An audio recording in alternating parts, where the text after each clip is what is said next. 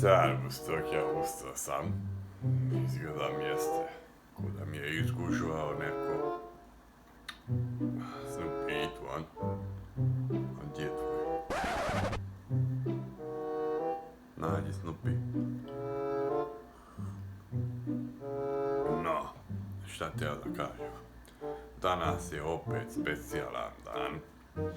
Zato što svake godine ovako za 8. mart specijalan je dan i mi muškarci treba da kažemo svojim ženama, a ja ću da kažem ovako svim ženama, Bulldog Marciju Šnjolcodiko jese. Ne znam da li muškarci zapamtili su onda prošli put kad ja objasnio sam da je to dan kada smo jeste, kada rodile su se žene, jeste, kad one rodile su se, mi smo to prokoptali i onda mi shvatili smo da mi ne možemo bez žene, jer bez žene ne bi bilo ni mališanje, jeste. I šta treba da radite?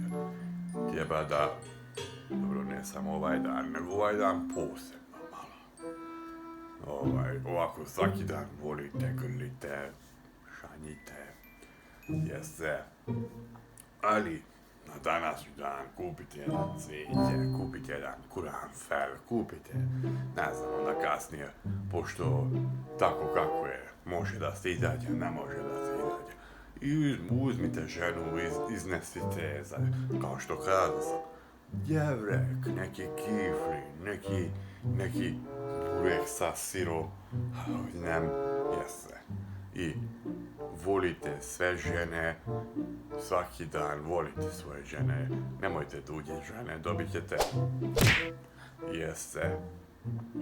I grlite sada svoju ženu, poljubite za facom i kažete sretlek, cici, mici, obožavam ti otkad upoznao sam ti preko šanka, jeste, otkad popili smo tekilu, jeste, ti tako bio si, noćom si pijan da i ja pijan bio sam.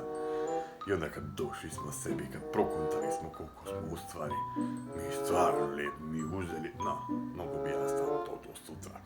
No, još jednom, Bulldog Marciju Šnjolcodiko, srećak.